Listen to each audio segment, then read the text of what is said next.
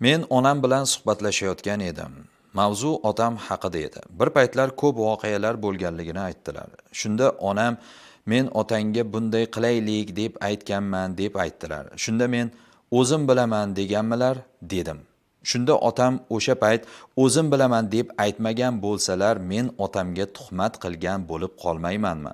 Tuhmat va g'iybat haqida tushuncha bersangiz. Bismillahirrohmanirrohim. Alhamdulillah va salatu vassalamu ala rasulillah.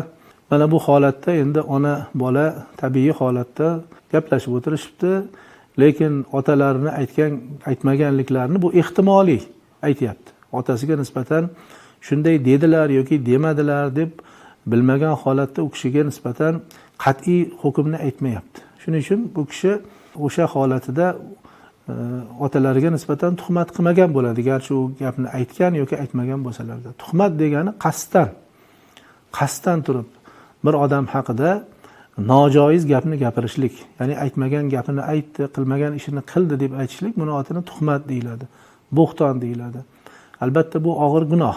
Payg'ambar alayhisolatu vassalom g'iybat haqida, g'iybat nima ekanligini bilasizlarmi deb so'raganda sahobalar o'zingiz ayting ya Rasululloh deganda aytganlar.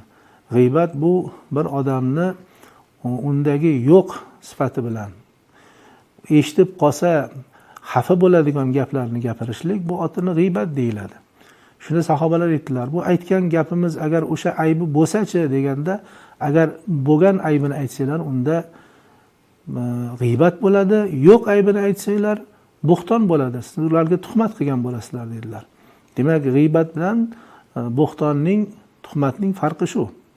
G'iybatda demak bor aybini aytiladi.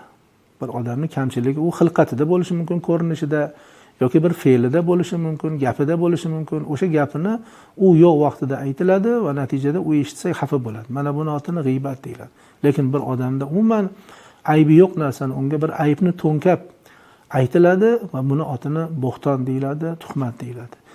Ya'ni shariatdagi ta'rifi mana shunday. Lekin bu yerda hozir ona bolani o'tirgan gapida bu yerda shunchaki bir aniqlik kiritish uchun bir savol tariqasida berilyapti. Shuning uchun bu yerda hech qanday bir bo'xton yoki tuhmat alomati ko'rinmayapti.